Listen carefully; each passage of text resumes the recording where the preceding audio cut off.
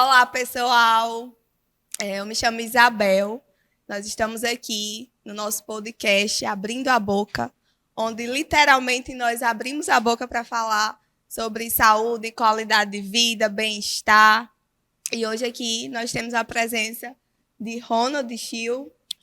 Oi. E de Tainá. Olá. Tainá é enfermeira. E já queria aproveitar para agradecer, né, pela presença. Foi uma honra para mim você ter aceitado o nosso convite de estar aqui discutindo sobre um assunto tão importante, né, que é a saúde, e que, ao mesmo tempo, é tão pouco discutido, né, pela sociedade em geral. Então, eu quero agradecer e também já pedi para você se apresentar um pouquinho para o pessoal, falar sobre a sua área de atuação, como você se enxerga, né, como enfermeira e tudo, exercendo essa profissão tão bonita, né? Obrigada pelo convite, né, primeiramente. E eu sou enfermeira, né, meu nome é Tainá Andrade, né, sou recém-formada e adorei o convite, né, principalmente porque a gente vai falar um pouco sobre odontologia, sobre enfermagem, e são áreas que têm muitos assuntos em comum, né, e que às vezes as pessoas não sabem, né, a importância, né, das duas profissões. Sim. Né? Atualmente eu atuo como professora, né, na docência, né? Eu sou professora do técnico de enfermagem aqui na minha cidade. Sim. E já lecionei várias disciplinas, é uma área que eu me identifico muito, eu adoro educação em saúde. Sim. Eu acho que se todo mundo trabalhasse um pouco mais, né, na divulgação, na informação, né, eu acho que muitas patologias, muitas informações, né, seriam bem mais esclarecidas, né? Dava para a gente solucionar muitos problemas na saúde só com a informação, só com a educação. Isso. Hoje mesmo, no caminho para cá, eu estava conversando com o Ronald sobre isso, né? Que Amor, fala pro pessoal o que você faz, sua profissão, que nós somos casados, né? Você esqueceu de falar essa parte também. Eu sou Isabel, né? Como já falei, me chamo Isabel. Sou dentista, né? Atuo clinicando, né? Lá em São Paulo, não estou residindo aqui em Mossoró. E também faz pouco tempo que eu me formei, sou recém-formada. Mas posso dizer que essa área da clínica, ela traz muitas experiências, né? E um curtíssimo período de tempo, né? Porque, e principalmente para a gente que trabalha na saúde, a gente trabalha muito com doenças que elas são previsíveis, mas ao mesmo tempo imprevisíveis. Totalmente imprevisíveis. Né? Porque o que a gente vê ali nos livros e tudo, quando a gente vê na realidade, totalmente cada caso diferente. É um caso, né? Cada paciente é um paciente e vai ser tratado de uma forma diferenciada.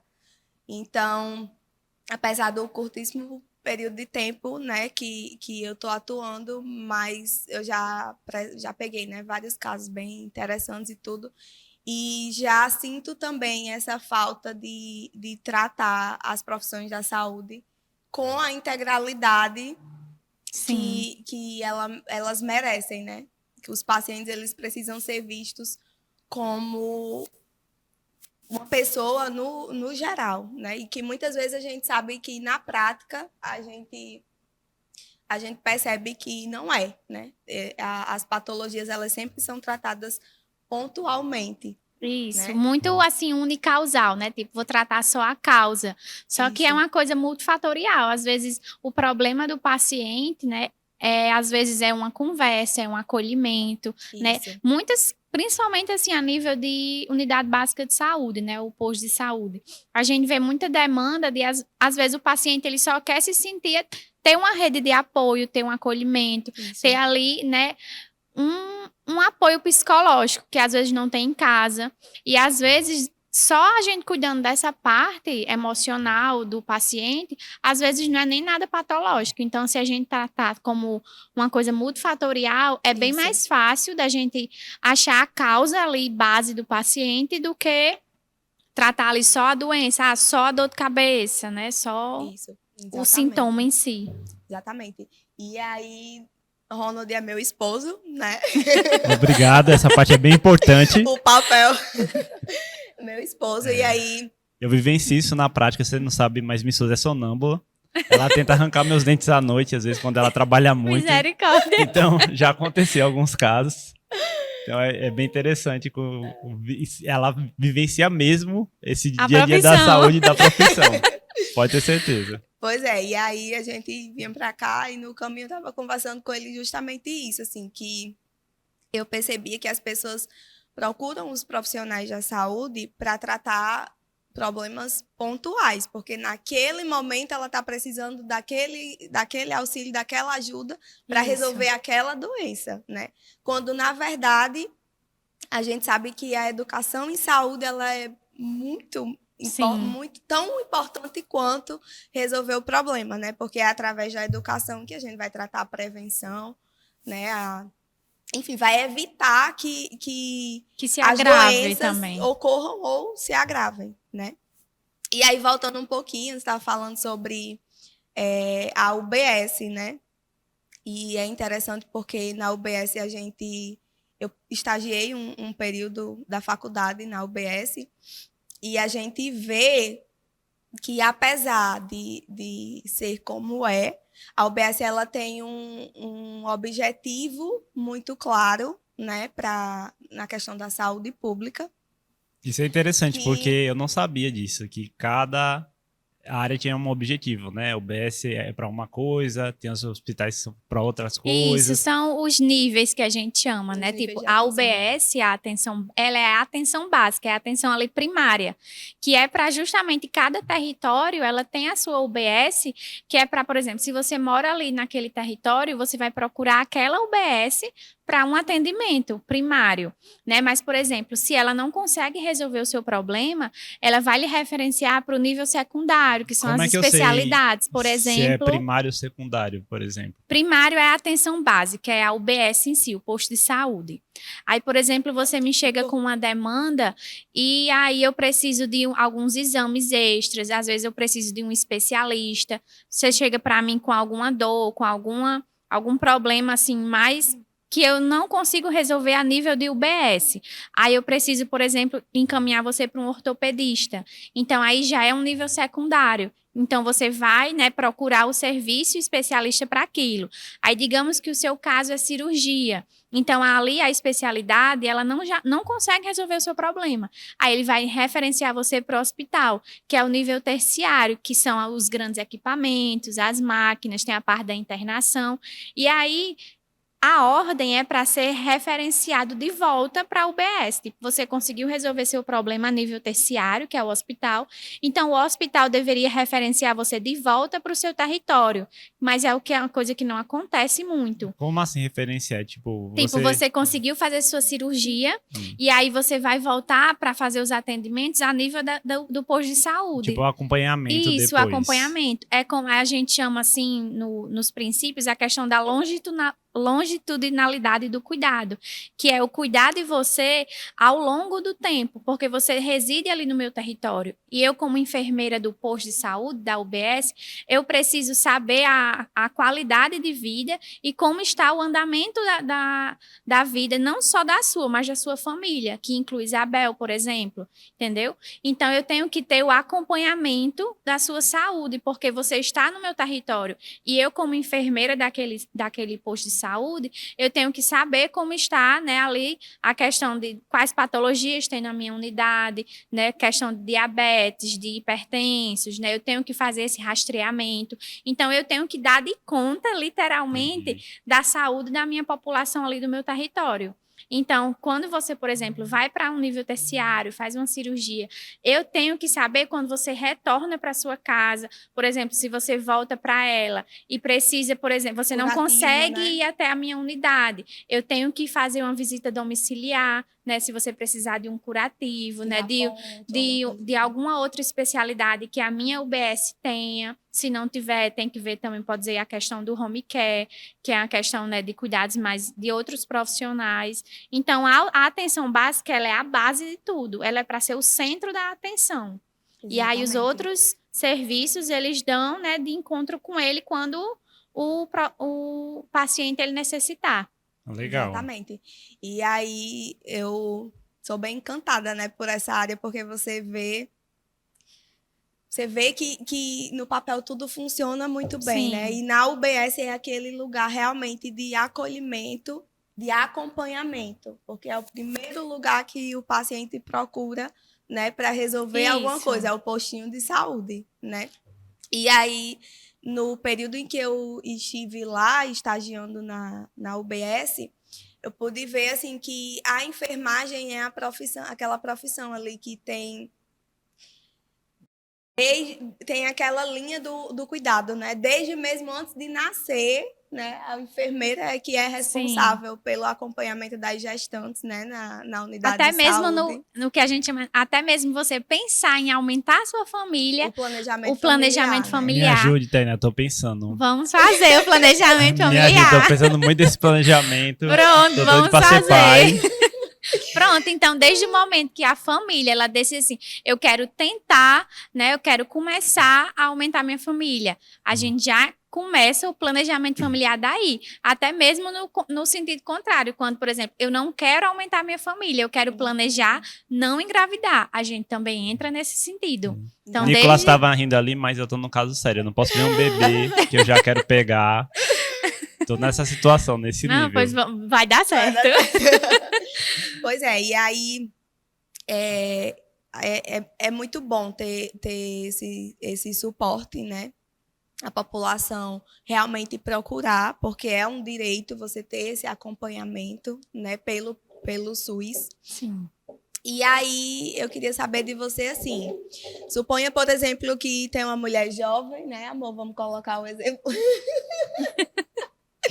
Uma mulher jovem que está pensando em ampliar a família, né? E aí, de repente, por exemplo, ela descobriu que estava grávida, né? Isso é uma indireta, amor? Não. Teste São positivo. hipóteses. São hipóteses, um caso clínico. O teste deu positivo, por exemplo. Descobri que eu tô grávida. Qual a primeira coisa assim, que ela deve fazer? O que é que ela deve procurar? Quais as orientações que ela deve receber, né, dos profissionais? Queria que você falasse um pouquinho sobre isso, assim, os primeiros passos que a mulher ela precisa dar a partir do momento em que ela descobre que está grávida. Pronto, a primeira coisa que ela faz é tipo, procurar, né, a UBS, né? Ou às vezes ela tem uma médica, né, que ela já faz acompanhamento de prevenção, né?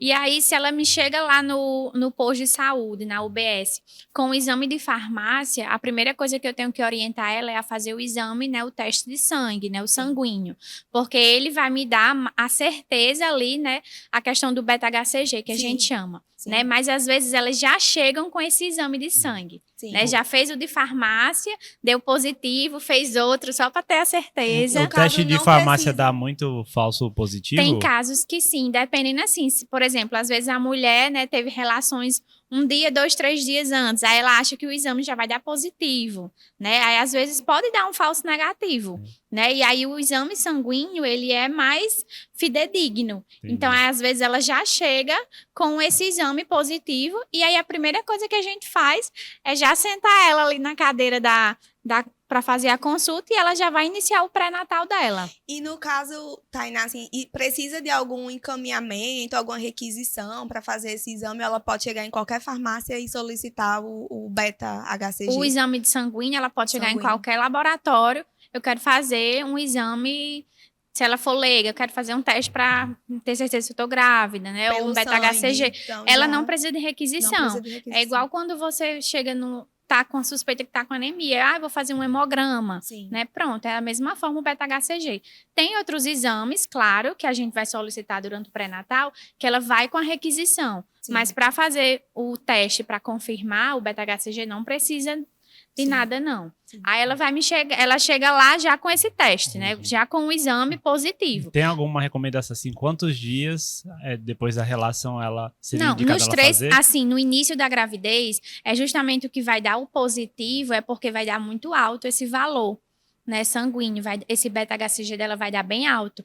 Se ela, por exemplo, fazer depois de 3 meses, esse nível ele já vai baixando. Entendi. Então, às vezes, é acima de 5.000, né, a referência, né, do laboratório. Então, às vezes, se ela fizer bem depois, ou ela nem suspeitar que tá grávida, porque acontece, às vezes, a mulher saber, tipo, com 4, 5 meses descobre que tá grávida. E né? eu achava que não. Não, Mas eu tem, já vi acontece vários muito. casos que as mulheres, tipo assim, É quase raro, já mas tendo a acontece criança. muito. É raro, É, mas acontece. esses últimos meses, eu tô dando a disciplina de saúde da mulher para os Sim. meus alunos. E eles ficaram chocados com a quantidade de informações que eu trouxe para eles, porque às vezes já chegou mulheres com 8, 9 meses, né, ali com a cólica, com uma dor Já no abdominal trabalho e de já em parto. trabalho de parto, já dilatando. Então, amor? assim, tem casos que vocês perguntam como? Não sabemos, mas acontece. E aí essa mulher chega para mim, às vezes ela já chega, dependendo, né? Se, por exemplo, se ela já tem um namorado que já tá ali com um tempo com ela, ou se ela já é casada e ela já queria engravidar, é um processo mais fácil, digamos assim, porque é uma coisa, às vezes, ela já não tomava anticoncepcional, né? Porque já tinha essa vontade de engravidar. Não é que ela planejou, mas se vier, né, Sim. ela ia querer ter o filho. Mas às vezes chega, por exemplo, um adolescente, 14, 15 anos, não quer, o namorado pede para abortar. Então, a primeira coisa que a gente tem que ver é a aceitação que ela tá com esse Estado, né? Isso, acontece muito. Às vezes a mãe chega lá com a filha e a mãe não quer que a filha tenha o bebê. Então, a primeira coisa que a gente tem que ver é a questão do psicológico dessa menina, dessa gestante, né? Porque, querendo ou não, a partir de agora, ela é uma gestante, Sim. né? Então, a gente vai tratar primeiro essa questão física, essa questão emocional, né? Ver se ela tem rede de apoio, né? Que é muito importante, né? Principalmente durante, né, os próximos meses, que vai ter essa oscilação de humor. Tem essa questão, né? Que ela sempre vai achar, até o último momento, até mesmo no puerpério, que é o pós-parto que a gente chama. Essa mulher, até lá, até ver o bebê, ela vai achar que, às vezes, ela é incapaz. Ela vai achar que ela não vai Minha ser mãe uma já boa tô com mãe. 30 anos, ela já ainda acha isso. Isso, ela sempre vai se achar vulnerável e parte disso é pela questão dos hormônios da gravidez. Então, a gente vê essa questão emocional, vê se ela tem a rede de apoio. E aí, essa primeira consulta, ela é bem demorada. É tipo questão de 1 hora Mas ou essa mais. primeira consulta já é considerada pré-natal? Já é a primeira consulta. Ela já Pré-natal é da primeira consulta até o nascimento. é desde a gestação, o parto, o pós-parto. A gente diz muito assim que pré-natal não tem alta. Nossa. Não é porque assim, você saiu do pré-natal, você vai entrar no puerpério. Tipo, o bebê nasceu, teve o parto, entra no puerpério, que é o pós-parto. Entendi. E aí, no puerpério, a gente vai cuidar também da mãe, mas também agora do bebê. Que antes estava ali no útero, a gente estava cuidando mais assim, né? Tava cuidando, monitorando, mas agora o bebê tá ali na vida extrauterina.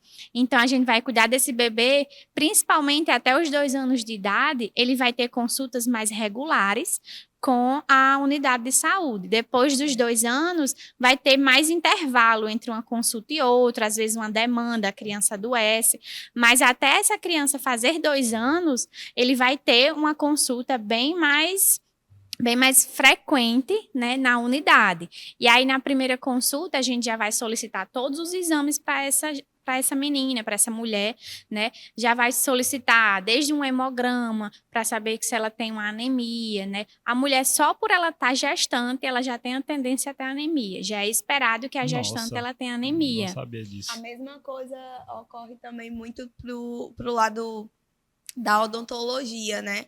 Porque devido à alteração hormonal, né? Os níveis lá de progesterona, estrógeno, enfim, já há uma tendência a ter doença periodontal, né? Que é o Isso. que? A gengivite, periodontite, né? O que é gengivite, periodontite, todos os tites? Que é a inflamação, né, na gengiva. A gengivite, toda periodontite decorre de uma gengivite, né? A inflamação, ela começa na gengiva e vai progredindo até chegar ao osso, né, que sustenta o dente. Então, quando chega nesse osso que sustenta o dente, a gente denomina de periodontite, que é aí quando acontece a mobilidade do dente e aí o paciente... Mobilidade, você está dizendo, é quando os dentes ficam mole, que o paciente vai Isso, cair. é. Tá. Só para ter certeza que eu tinha entendido certo. E é muito importante porque às vezes a gestante ela não sabe que ela precisa fazer acompanhamento com o dentista.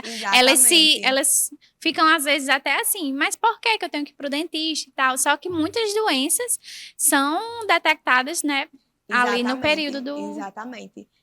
O pré-natal odontológico, ele é tão importante quanto o pré-natal, né, em si. Eu não sabia nem que existia pré-natal odontológico. A mulher no pré-natal, ela tem que estar ali por dentro de todas as especialidades. Exatamente. É tão importante quanto o pré-natal, o acompanhamento que faz, né, com o ginecologista, obstetra, com o enfermeiro. Isso. Porque é aquela questão que a gente estava discutindo, a integralidade, né? Então, a boca, ela também faz parte do corpo, né? E coisas que acontecem na boca também repercutem. Só segue, amor. Repercute.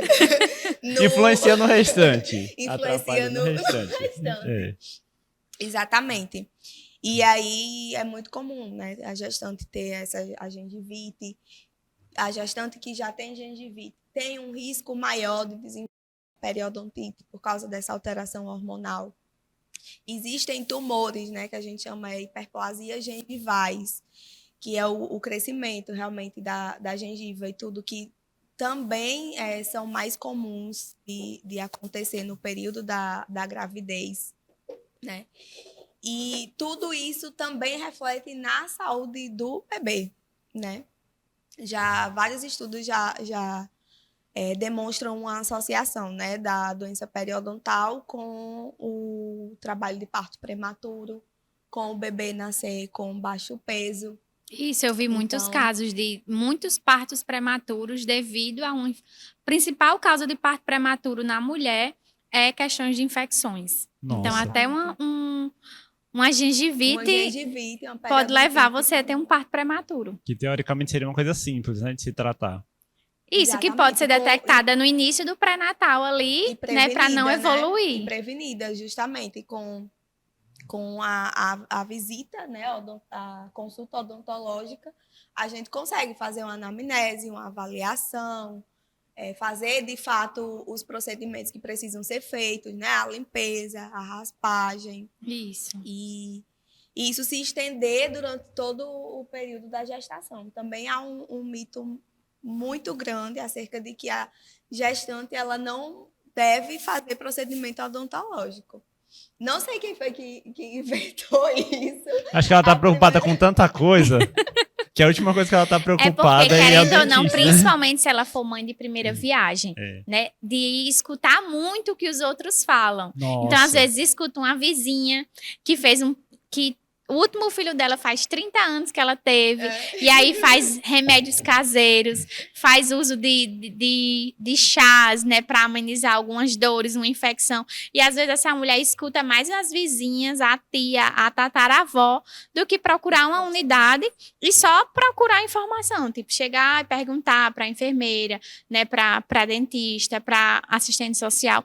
A unidade, ela tá ali para fornecer informações, né? Não só atendimento. Tô com uma dúvida mais, acho que é mais de processo mesmo. Por exemplo, se essa pessoa chega numa unidade básica de saúde e, por um acaso, né, a gente sabe que tem bons profissionais e mais profissionais em todo lugar, mas ela não se sente bem acolhida ou bem tratada, ela pode procurar outra unidade de saúde que não seja ela tem que ser atendida na unidade dela. Né? E é o que acontece muito, não só na questão do âmbito da gestante, mas até mesmo a gente tem muito problema em captar os homens para a unidade. Porque o homem, ele só vai para a unidade se ele estiver morrendo de verdade. De verdade, se ele tiver um problema. E ele não procura a unidade básica, ele procura o hospital. Que ele vai, toma uma medicação e volta para casa. Eu não vou mentir que eu ia direto para o hospital, mas é porque eu não sabia que tinha que ir na UBS primeiro. Nem nunca me disse isso. Porque, às vezes, eles são mal recepcionados. Às vezes, o profissional não acolhe bem aquela pessoa, aquele paciente. E se você é tratado mal, seja em qualquer lugar que você for, você não volta. Sim. Então, principalmente, às vezes, a gestante, ela pode até ir para uma consulta, a primeira, mas se ela não se sentir acolhida, se ela não se sentir bem tratada, ou se ela se sentir mal pela forma como ela foi atendida ali por aquele profissional, ela não volta mais. Só que eu, como a enfermeira dali, eu vou rastrear, né? No sentido, assim, de saber por que que ela não veio. No início da gestação, essa mulher, ela vai uma vez ao mês, né? Entendi. Então, a recorrência que ela tem que ser acompanhada no mínimo uma vez por mês. No início, a gente trata muito a questão... Hoje em dia, se você perguntar a uma gestante, tá com quantos meses? Ela vai dizer, tô com tantas semanas. Não existe mais isso de meses, né? Geralmente, aí se você pergunta, até 28 semanas, que é ali o finalzinho do segundo trimestre da gestação, ela vai uma vez ao mês. Entendi. E aí, de 28 semanas até 36 semanas, que é ali já o finalzinho do segundo para o terceiro, né? Do segundo para o terceiro ali, aí ela vai de 15 em 15 dias. E na reta final da gestação, ela vai uma vez por semana, até o dia do parto. Uhum. Então, essas primeiras semanas, ela vai só uma vez ao mês. E aí a gente intercala. A primeira consulta pode ser com a enfermeira, a segunda consulta é com o médico. E aí na UBS a gente intercala, né? Uma consulta Entendi. com cada um. Às vezes essa mulher ela não vai querer ser atendida pela unidade básica. Tipo, ela quer, às Aí vezes, ela quer fazer particular. particular, Às né? vezes ela tem a obstetra dela, ela quer fazer com a obstetra dela. Tudo bem, ela é livre, ela pode fazer particular com a obstetra. Mas a unidade de saúde dela ali daquele território, ela precisa estar por dentro do seu pré-natal. Então, mesmo que você não faça seu pré-natal comigo ali na UBS, mas você precisa pelo menos para mim fazer um espelho, né, o que a gente chama um cartão espelho, né, para mim acompanhar o seu pré-natal. Inclusive, a unidade ela tem que estar por dentro quando você tiver seu parto, porque a gente precisa prestar essas informações, né, no sistema de saúde, né? No SUS, né? A gente sempre contabiliza tudo, né? Eu tenho que dar de conta de quantas grávidas, de quantas gestantes tem no meu território, né? De quantas consultas, né? Ela tem que fazer, né? O Ministério da Saúde, ele diz que ela tem que ter pelo menos 6 consultas de pré-natal. É o mínimo que a gestante precisa ter durante toda a gravidez. Então, às vezes, se ela não for bem tratada, ela não volta. Mas se ela não voltar na data da consulta que eu marquei, eu preciso saber dela, né? O porquê que ela não voltou. E aí ela pode fazer, tipo assim, alguns exames que estiver demorando, eu não sei como é que funcionam os encaminhamentos, né? Eu acho que os primeiros devem ser rápidos, né? Que é mais exame de sangue, essas coisas. Os primeiros exames, na verdade, são muitos exames que ela vai fazer no primeiro trimestre. Desde um hemograma, a uma glicemia em jejum, né? Aos testes rápidos, né? Para HIV, para sífilis, né? Para todas essas ISTs. A gente também pede, né? A questão de quando foi a última vez que ela fez um exame preventivo, né? Porque às vezes, dependendo de se ela tiver alguma infecção, né? A nível de colo do útero, né? Às vezes no parto, essa infecção ela pode passar para o bebê se for um parto natural. Então a gente vai pedir todos os exames possíveis de toxoplasmose. Então a gente pede muitos exames sanguíneos. E aí ela vai fazer esses exames e vai trazer, né, um mês depois, né, na segunda consulta do pré-natal. Esses exames ela tem que fazer particular.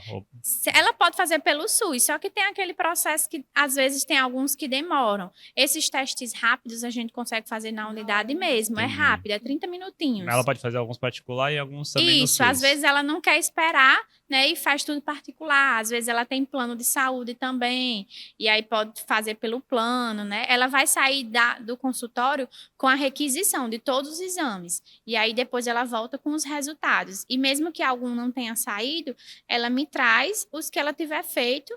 E assim que sair o restante, ela pode ir lá, né, só mostrar os outros exames. Eu pude acompanhar algumas gestantes, né, durante o período que eu passei na unidade.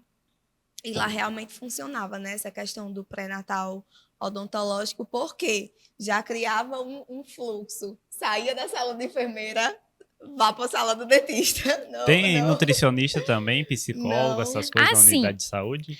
Na unidade é para ter, né? Na verdade, todas as profissões. Só que às vezes acontece por exemplo, a nutricionista só vai uma vez na semana, né? E aí o que acontece muito na realidade, pelo menos aqui, né?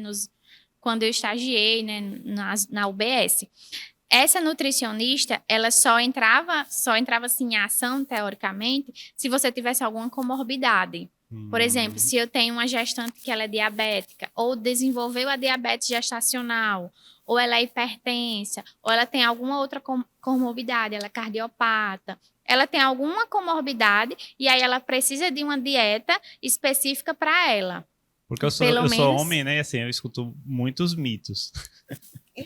Ó, o estereótipo aí, né? Mas escuto muitos mitos em relação a que grávida pode comer ou não comer. Não sei se é meu ciclo familiar ou se você sente isso também no geral. Tem muitos mitos mas em todo relação. mundo diz alguma coisa de que grávida pode comer ou pode não comer. Por isso que eu perguntei da nutricionista. Mas tem, sim. Tem uns alimentos que a grávida pode comer e os que... Não é que ela não pode, não é que ela pode comer daquela forma que ela queria. Tem um mito mais verdadeiro que existe, é que diz que a gestante é para comer por 2. Gestante não come por 2. Gestante só come por uma, que é ela.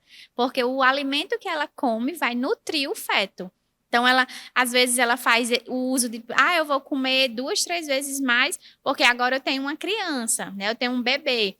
E aí, o que pode acontecer é que, às vezes, ela pode desenvolver uma diabetes gestacional, né? Uma hipertensão, né? Devido ao excesso de alimentos que ela está ingerindo e, às vezes, alimentos errados, né?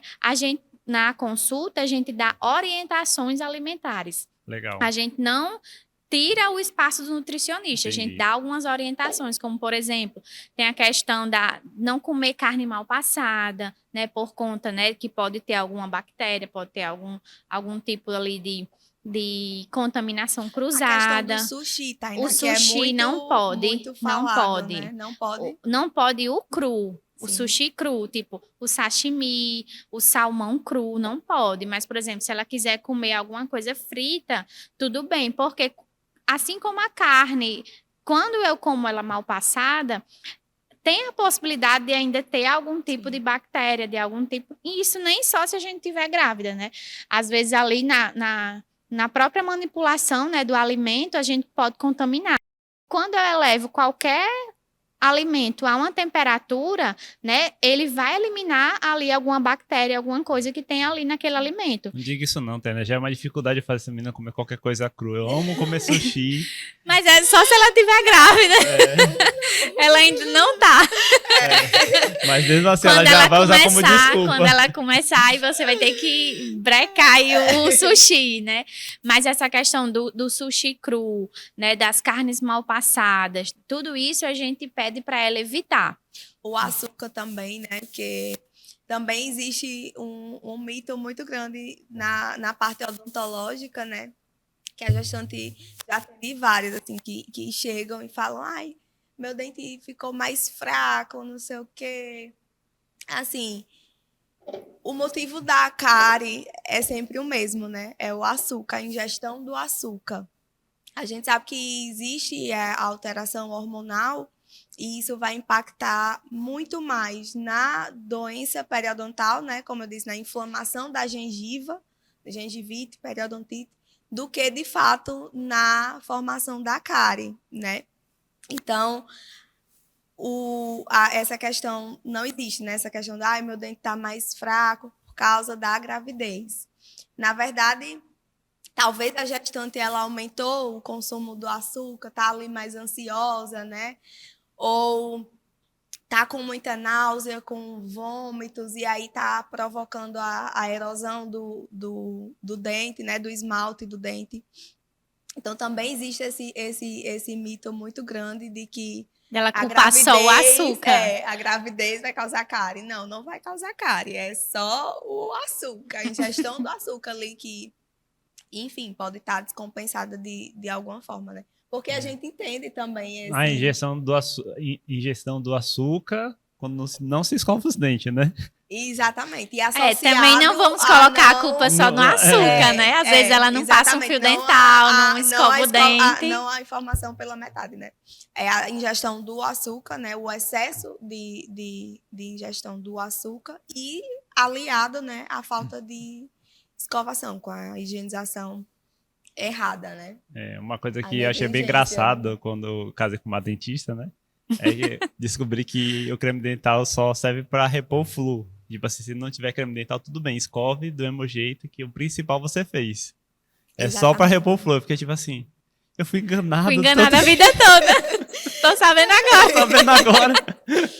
Exatamente, porque o principal é a gente conseguir desorganizar aquele biofilme que forma na superfície do dente. O biofilme é o que, amor? Explica. É o resto de que comida que você raspa o dente com a unha e é sai a aí. massinha que você, depois de comer, fica ali grudado no dente, junta com as bactérias, né, que já estão ali naquele meio.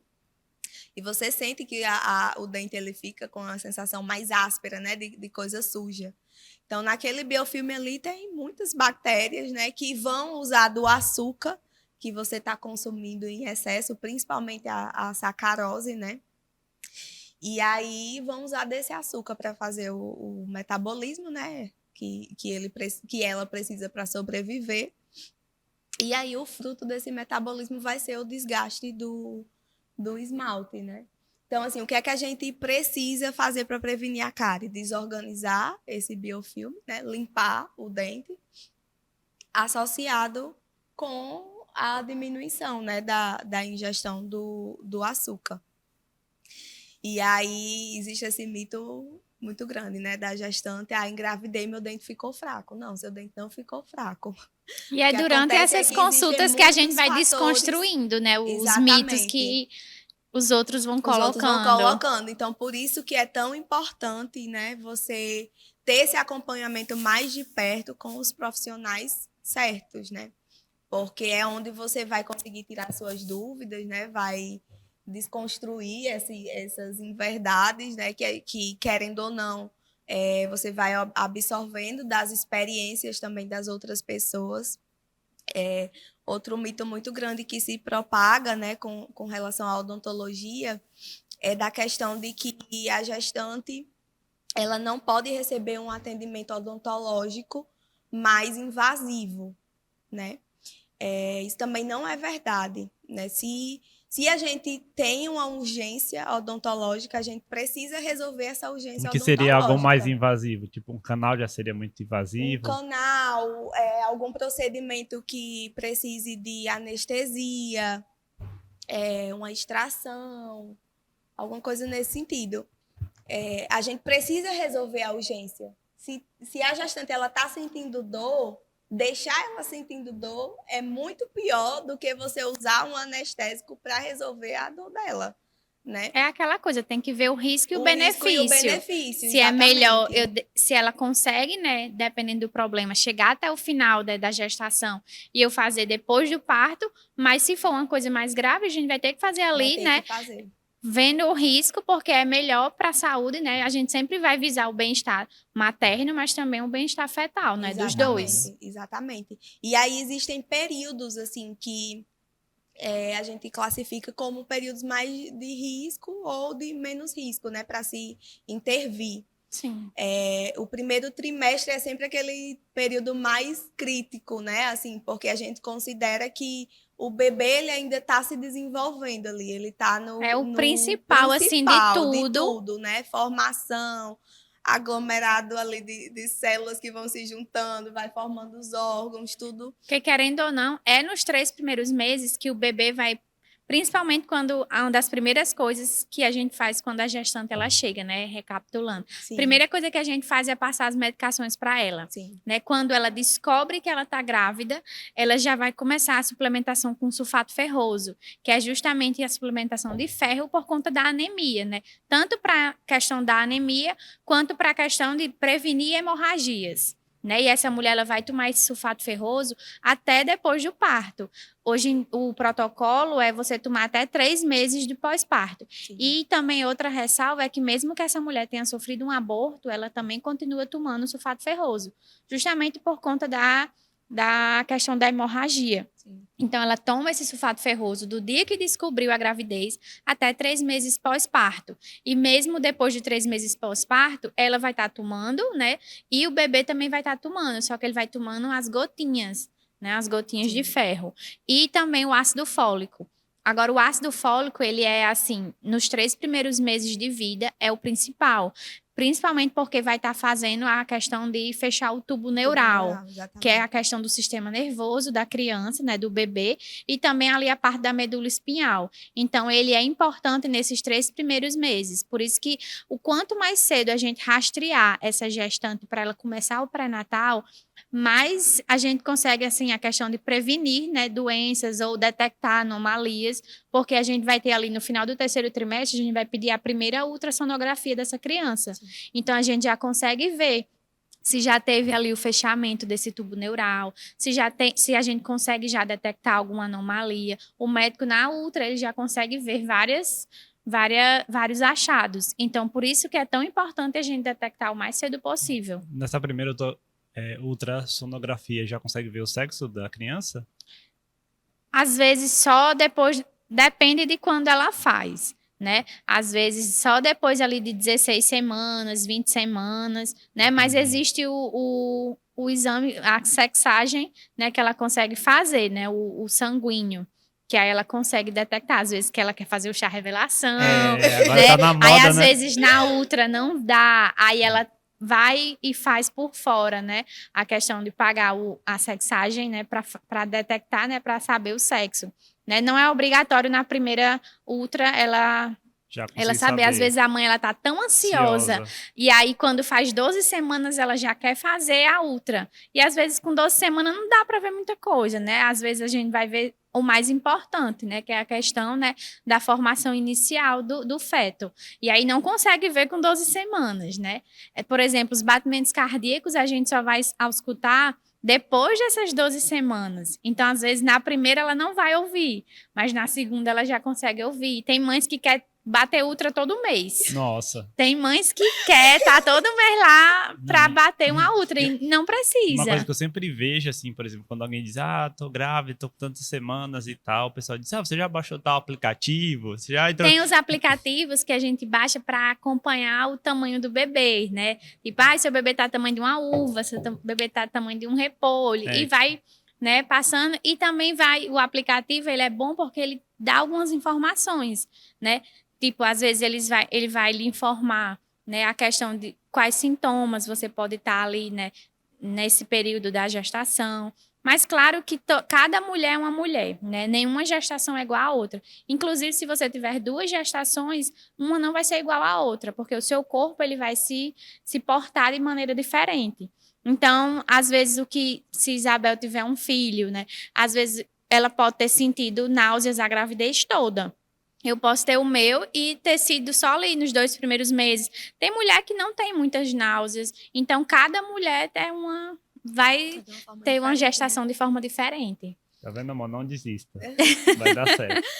Eu tenho uma dúvida, um questionamento assim, mais técnico mesmo, uma curiosidade. A sexagem, assim, como ela é feita, assim, o parâmetro que usa para saber se é menino ou menina, como é, assim?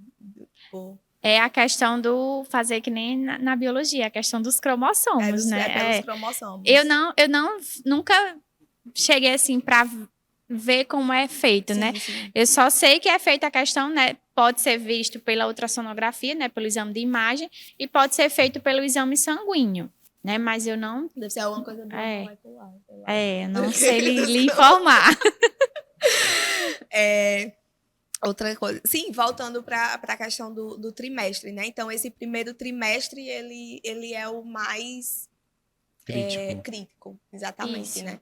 Então, a gente, do ponto de vista odontológico, o atendimento de urgência, ele tem que ser feito, mesmo que a gestante esteja nesse período do primeiro trimestre, mas dependendo do que ela tenha, né? O atendimento de urgência deve ser feito, que é aquele caso de que ela está sentindo dor, né?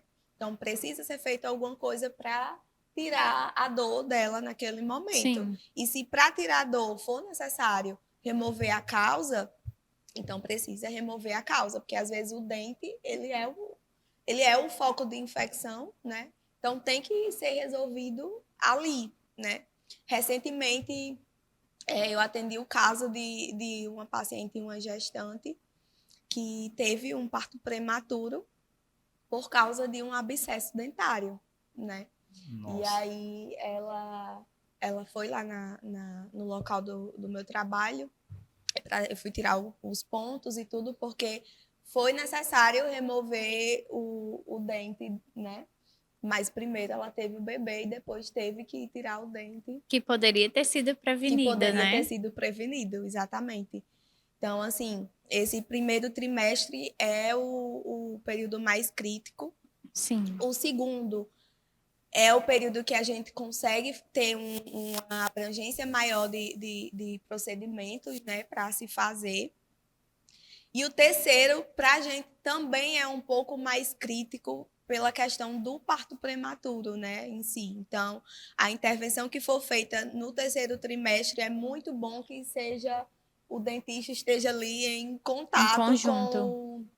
com o obstetra e tudo, porque esse foi um caso, né, que aconteceu, que foi preciso acelerar o parto, né, da paciente, e que teve que ter esse contato muito profissional ali para saber o que é que a gente vai fazer agora, e agora, e agora. Então, assim, não existe isso, né, de não ser atendido por um dentista no período da gestação. Procure realmente o dentista se você está sentindo alguma coisa, algum sintoma, para resolver logo, né?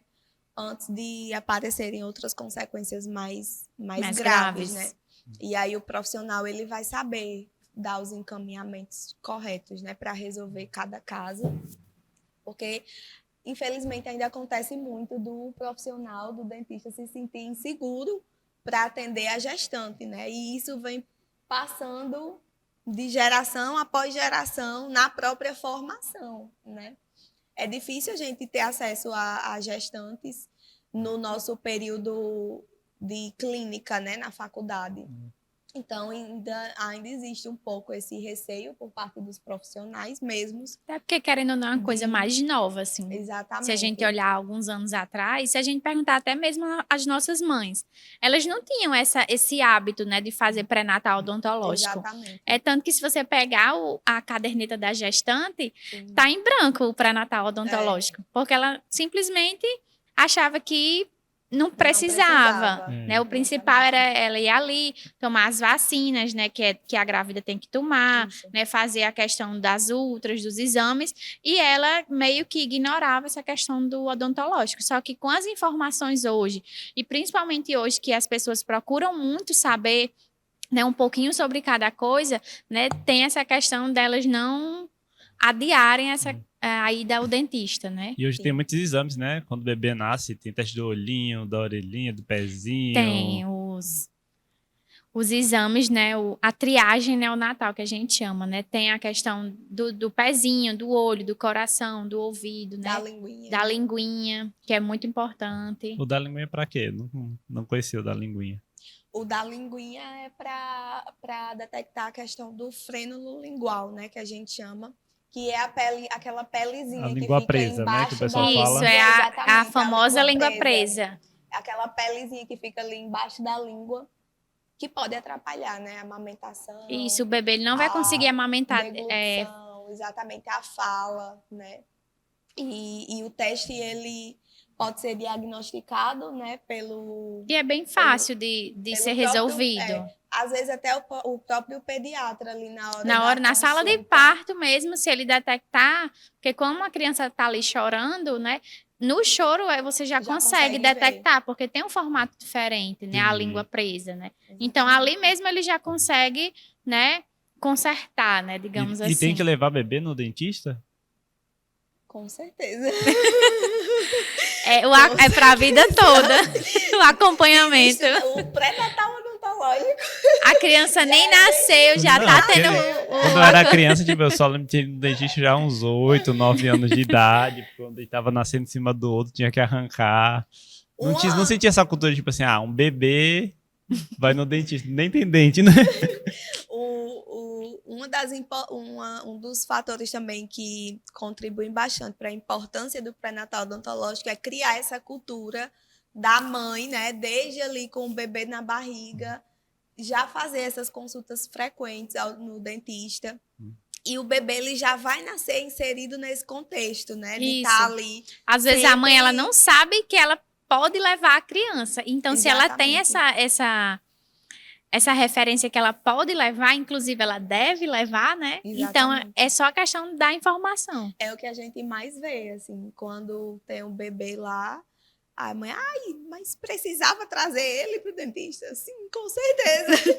Receber as orientações, né? Até a questão da higienização da boca do bebê, para evitar, né, candidíase. Sim. O que é candidíase?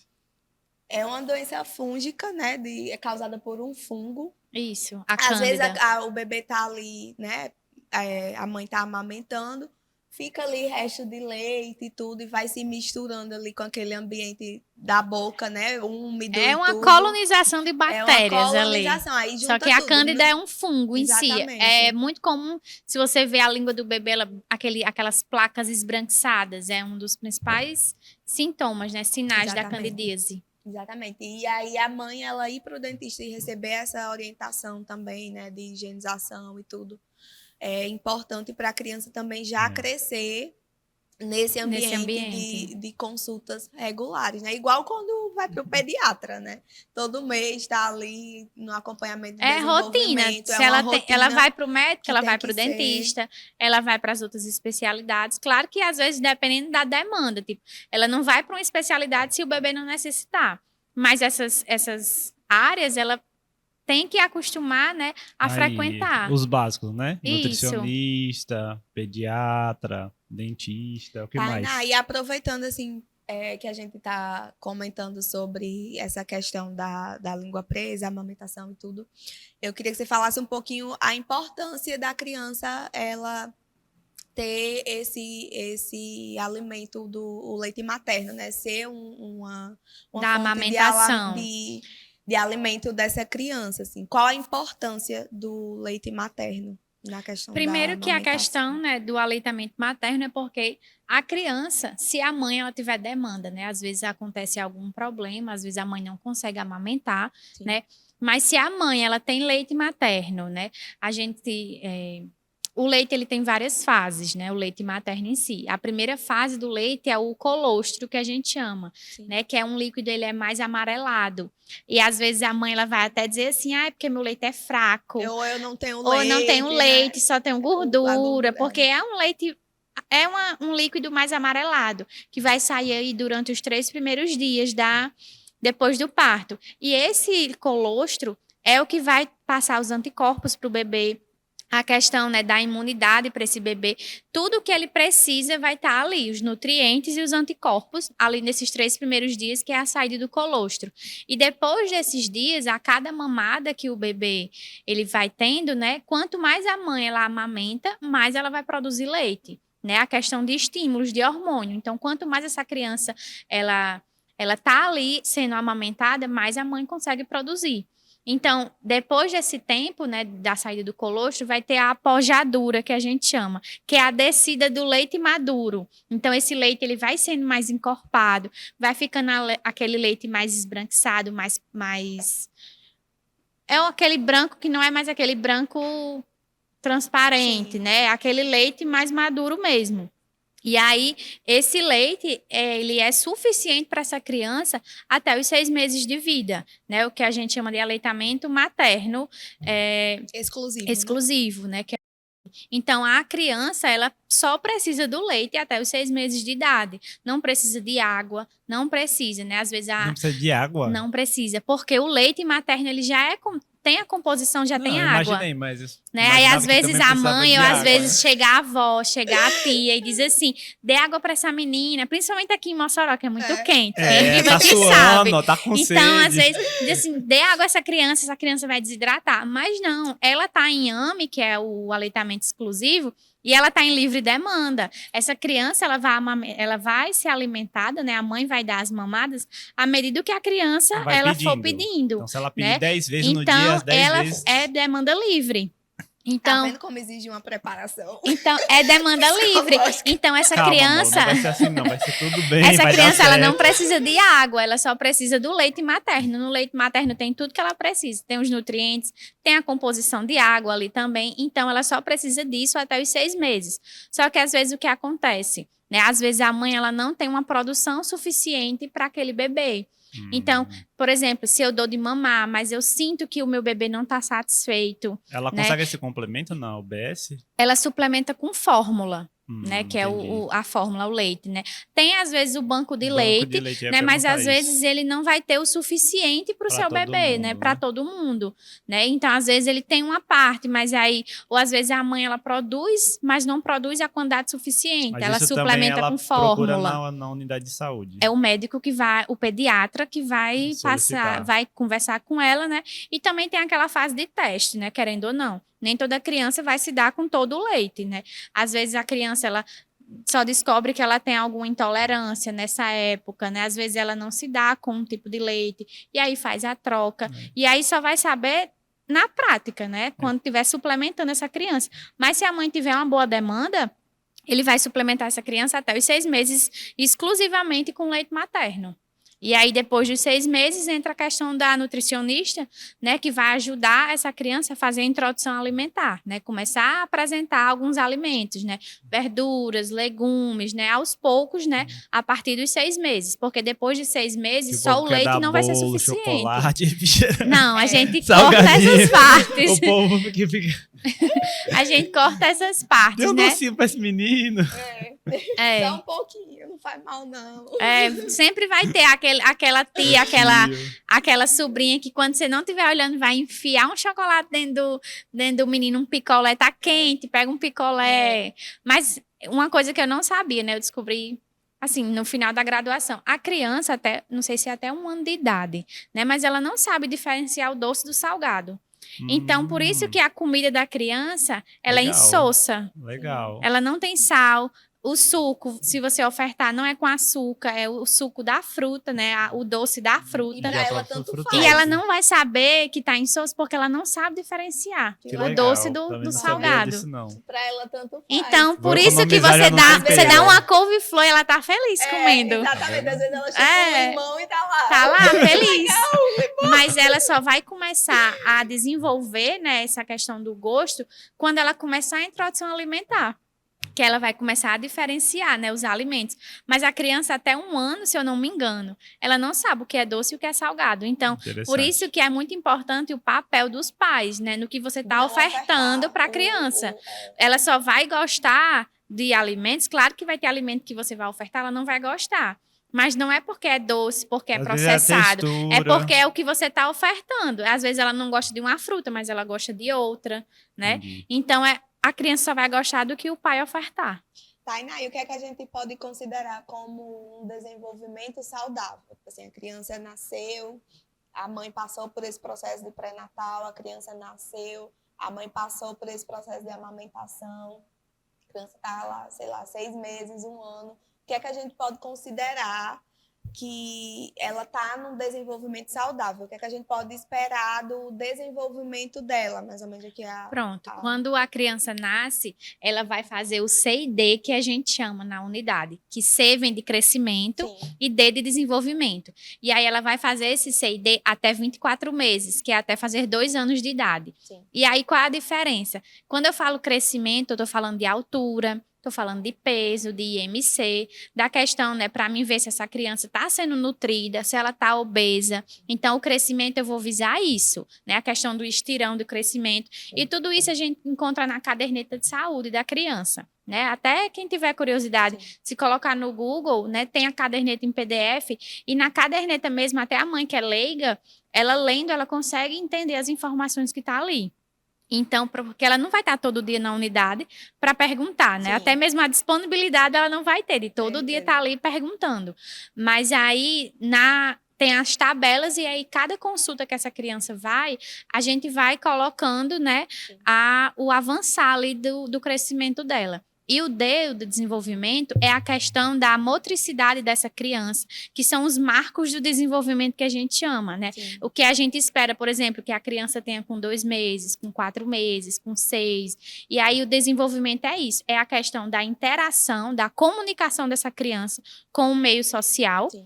E também a questão da questão física, motora, né? O desenvolvimento dela, né? E aí, por exemplo, com 2 meses, essa criança já começa a ter o sorriso social, né? Que ela já começa a reconhecer alguns rostos, né? Sorriso social, olha que nome bonito. Não, mas é interessante porque, assim, Né? hoje tá mais fácil a gente diagnosticar essas questões de autismo, né? Isso. E- Antigamente não tinha essa questão. Hoje em dia, pegando a deixa, né, para a questão do autismo. Antigamente tinha muitos casos, só que não era uma coisa que as pessoas olhavam diferente. E aí dizem, porque hoje em dia o número de autismo aumentou muito, mas era porque não eram diagnosticadas, era uma coisa que era negligenciado. E depois que começou a divulgação, né, dos sinais, dos sintomas, as pessoas já ficam com aquela, vamos levar para consultar, vamos para o pediatra, vamos para o neuro, né? Isso. Porque é melhor descartar do que você ignorar, É né? verdade. Então, hoje em dia tem muito diagnóstico e as pessoas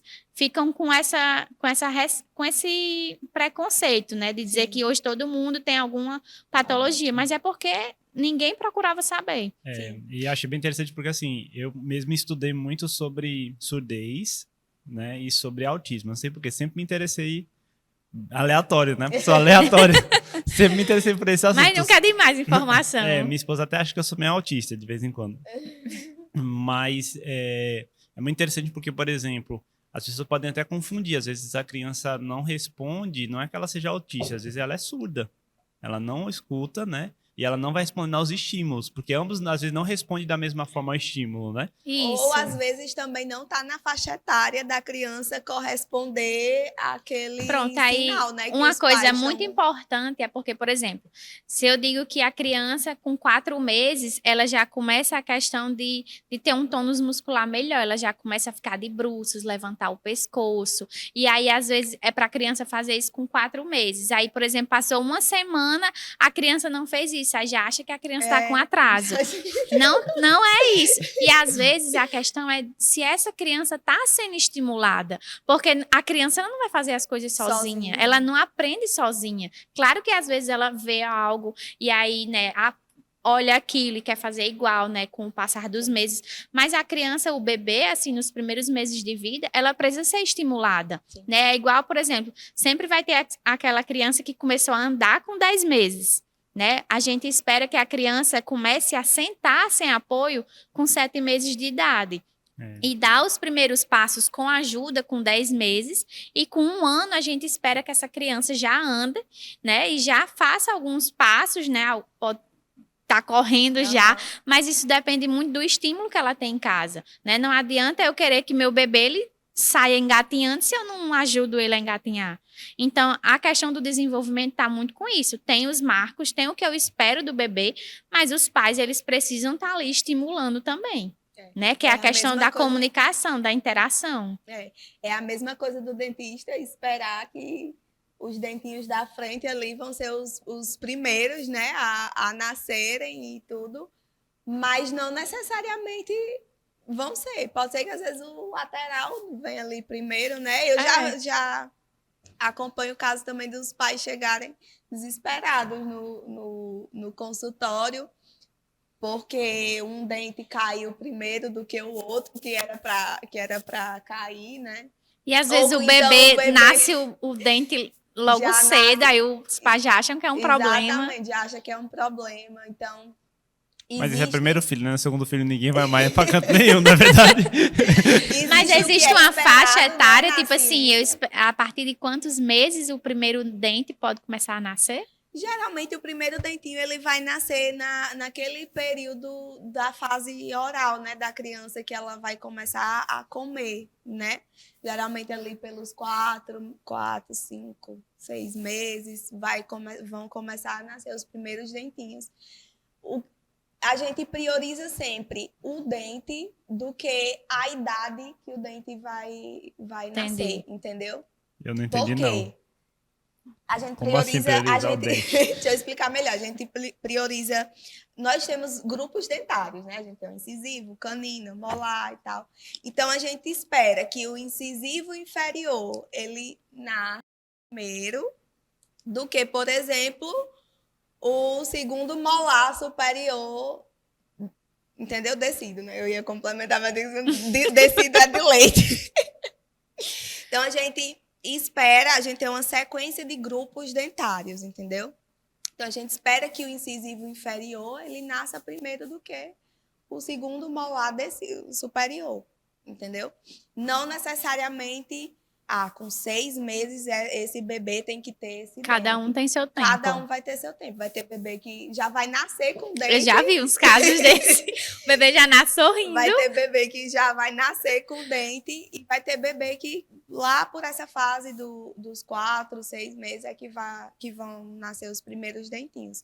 Então é importante o pai ele ficar atento nessa sequência de grupo dentário, porque às vezes acontece do bebê não ter aquele dente. Então aí sim é um problema, né? Se você vê que nasceu todos os da frente, que nasceu todos os de trás, e em cima, por exemplo, tem um grupo ali que não nasceu, então isso sim é um problema, porque aí ele não desenvolveu o germe daquele dente. E aí vai trazer consequências futuramente para ele. E tem até algumas questão... síndromes que eu não me aprofundei muito, mas Sim. algumas síndromes a gente consegue detectar durante a gravidez, né? Às vezes tem a mulher, ela já tem ali alguma cardiopatia, ela tem alguma outra patologia, e aí a gente pode pedir alguns exames extras, né? Alguns exames de imagem, e às vezes consegue já detectar que o bebê tem uma deficiência na arcada, né? Isso. A própria fissura labiopalatina, ela é detectada durante o período do... O que é fissura? É o lábio leoporino que a gente chama, que é o bebê que tem uma cicatriz aqui. É quando ele não tem o fechamento do palato, né, do céu da boca, ou do lábio, ou dos dois, né? Tem vários tipos de fissuras que podem ocorrer. E aí é essa malformação mesmo, que não termina de fechar tudo. E aí é diagnosticado no período no pré-natal, né? Através do ultrassom. Então, assim, a gente fica atento a isso, né? A ordem de erupção dentária e não necessariamente atrelar com a idade do bebê, porque cada um vai ter realmente o seu desenvolvimento. A gente tem o que a literatura espera que ocorra, né? Mas, como eu disse no início, a saúde é uma área totalmente imprevisível, porque ao mesmo tempo que você espera, você pode ser surpreendido a cada consulta. Você pode saber de tudo um pouco, mas às vezes vai chegar um caso para você que você vai dizer, opa, peraí, eu vou ter que estudar isso aqui que eu nunca vi isso. Ou às vezes na teoria diz que acontece assim, assim. E o paciente chega e você olha e... Já atendi adultos, por exemplo, que tinham dente de leite ainda. Eles não desenvolveram o dente permanente e só tem o dente de leite. E aí o dente de leite ele vai ficar lá, porque não vai ter o permanente para substituir, né? Então, assim, é muito particular de cada paciente, realmente por isso que a gente indica realmente fazer esse acompanhamento de perto, né, com o dentista, também durante essa fase do desenvolvimento infantil. Isso, é essa questão do desenvolvimento, né, a questão do desenvolvimento saudável. A gente tem, né, os marcos do desenvolvimento, e aí quando sai dessa normalidade, né, a gente fica ali, né, com o pé atrás para investigar. A gente nunca vai dizer, olha, mãe, seu filho pode ser que tenha isso. A gente não vai chegar já acusando, né, diagnosticando, a gente vai suspeitar e pedir alguns exames extras. Às vezes, por exemplo, a criança, né, tem uma questão de isolamento social, tem uma questão de agressividade, às vezes ela tem uma dificuldade na fala, né, e às vezes ela tem, por exemplo, uma dificuldade de aprendizagem, e aí a gente vai analisando, pode, né, pedir para um especialista, né, para ela ir para um neuro, para ela ir para outra especialidade, para ver se tem algum atraso ou se é só porque essa criança não está sendo estimulada. Sim. Às vezes essa criança tem um isolamento social, né, a questão de não querer interagir, porque os pais também não interagem, né? Essa criança é 24 horas dentro de casa. Ou nas telas, né? Ou nas telas. Hoje em dia é muito mais cômodo, né? Para quem não tem tempo, né? Enquanto eu tô aqui arrumando minha casa, né? Eu pego o meu celular, dou o meu bebê e ele fica lá assistindo YouTube, assistindo qualquer um joguinho. Então, essa criança, ela vai ter um atraso, querendo ou não, né, na questão de aprendizado. Por exemplo, é muito mais cômodo eu dar o celular, porque vai estar ali já pronto, do que eu pegar um jogo educativo e brincar com a criança. Ela vai aprender muito mais com o jogo, só que ela demanda tempo para mim estar ali com ela. E às vezes eu sou mãe solo, né? Eu tenho almoço para fazer, eu tenho casa, eu tenho roupa, né? Eu tenho trabalho. Então, às vezes, essa mulher ela não tem uma rede de apoio. Então, para ela, é mais fácil dar a tela para a criança. Então, quando a gente vai fazer essa consulta, a gente nunca vai apontar, né? Olha, a criança está assim porque você não estimulou ela. Você tem que saber tudo por trás, né, da vida, né, daquela mãe. Às vezes, ela está só sobrecarregada. Legal, eu aprendi muito. Pois é, Tainá. E para a gente encaminhar aqui para o final, eu queria que você deixasse algumas dicas práticas assim, na questão da amamentação. Que eu ainda não sou mãe, mas eu percebo assim, a dificuldade, né, que a amamentação é para tantas mulheres, tanto na questão física, quanto na questão psicológica também, né? Isso, Porque às vezes a mãe, o sonho dela é amamentar. Exatamente, demanda e Ou é romantizado, às vezes também. O problema é que as pessoas romantizam muito a amamentação. Acha que é uma coisa linda, como passa só no comercial ali, o bebê e a mãe no vínculo, mas às vezes é um processo doloroso, porque às vezes a mãe não tá com a pega correta da mama e aquilo ali dói, né? Às vezes ela desenvolve uma fissura, né? Alguma cicatriz ali, né? Uma inflamação. E aí dói muito. E às vezes fica frustrante para aquela mãe que ela passou a vida inteira querendo amamentar e quando chegou ali na hora, ela não conseguiu. E aí ela vai se culpar que ela não vai ser uma boa mãe, que ela não vai amamentar o bebê dela, que o bebê dela não vai ser saudável porque não está tendo a oferta do leite. E às vezes a gente tem que ver. Primeiro a gente vê a pega, né? A pega correta, né? Se o bebê tá ali, né, sugando o leite, né? Principalmente, né, às vezes o bebê, ele só abocanha ali o bico do peito. E o correto mesmo é ele abocanhar a maior parte da auréola do seio da mulher, né? Principalmente porque ele vai estar ali, né, sugando mais, né? E o que vai sugar ali o leite é a língua do bebê. Então, se o bebê tiver a língua presa, vai ter dificuldade para ele sugar. Então, a gente já consegue, por exemplo, se for uma língua presa, né, pode ver a questão da frenectomia, né, para corrigir o problema. E a frenectomia é o corte da língua ali embaixo para conseguir soltar, né? Isso, então, a gente tenta ajustar a pega. Às vezes é a posição que a mãe está dando de mamar para o bebê que não está confortável. Aí ele não quer mamar. Ou às vezes ela não tem o leite, então ele fica ali muito tempo sugando e não sai nada. Aí ele começa a chorar, ele começa a ficar irritado. Então, assim, três coisas que a gente pode ficar mais atento. Primeiro, a questão é como se o bebê estivesse mordendo uma maçã, né? Ele vai abocanhar ali sem a forma de morder, né? Sim. De pegar ali o peito e o lábio do bebê, ele tem que estar para fora, né? Ele não tem que estar com o lábio para dentro. O lábio tem que estar para fora, que é para ele conseguir sugar a mama, né? A primeira coisa é esse formato de você ver, né? O bebê como se estivesse mordendo uma maçã. No caso, se ele pega ali pequenininho, então causa mais fissura, né? Isso, também, é o que justamente vai machucar ali e vai doer tanto que a mãe ela vai querer deixar de amamentar, porque dói, aquilo dói muito, né? Aí tem alguns tratamentos que, né, tem a questão do laser, que hoje em dia está se usando muito, né? Para ajudar. O laser, se você procurar, já que você gosta muito de procurar, procure na internet os benefícios da laser terapia. Você vai descobrir que laser é bom para tudo na sua vida. Meu Deus do céu. Vamos fazer só sobre laser, amor. Depois que eu me identifiquei com esse mundo da laser terapia, tudo que você me disser, eu vou dizer que o laser vai lhe ajudar. Ajuda muito na Ajuda reparação, muito em né, tudo. tecidual. O laser é bom para tudo na sua vida. Nossa, vou pesquisar. Até para imunidade hoje em dia, né? Só Tô precisando, dando... que a gente mora em São Tem Paulo, muda uma o clima terapia hoje em demais. dia que é Meu Deus. Ilíabe, que a gente chama. É uma pulseirinha e a gente coloca o laser em contato com sua pele e ele ajuda muito na questão de imunidade, Nossa. na questão desse pessoal que gosta mais de essa parte atleta, né? De esportes. É muito bom também para essa terapia. E para tudo o laser é bom. Voltando para a amamentação, vou deixar para você procurar depois, né?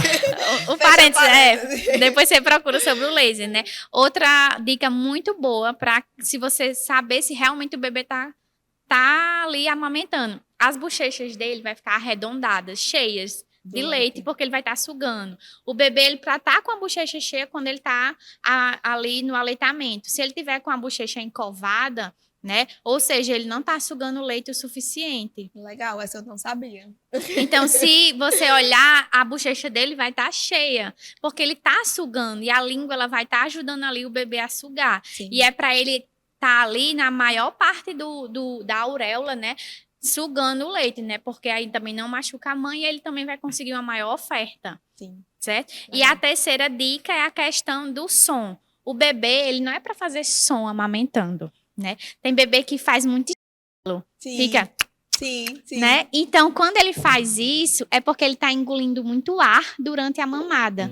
E se ele está engolindo muito ar, ele vai ter dor e ele vai ter cólica depois da mamada. Nossa, olha aí, amor, como repercute, né, em tudo. Então, às vezes, por exemplo, você vai colocar o bebê para rotar, né? Às vezes ele golfa muito. Às vezes é só a questão da mamada, porque ele está engolindo muito ar durante a mamada. Legal. Né? E aí, às vezes, é só a posição que você tá dando de mamar pro bebê, né? A questão da pega dele, né? Da boquinha dele no seio. Então, essas são as dicas, assim... Básicas. Essenciais. Depois a gente vai mandar mensagem. Quando a Isabel engravidar, eu vou mandar uma mensagem pra você e as fotos. E qualquer coisa também procurar, né? Uma consultoria.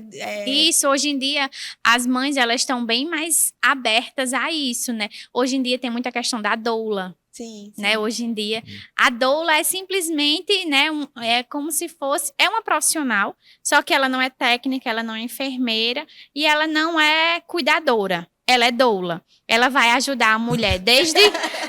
porque se você for procurar, não precisa de você ter um curso técnico e nada, você só precisa ter um curso para doula. E o que é que a doula faz?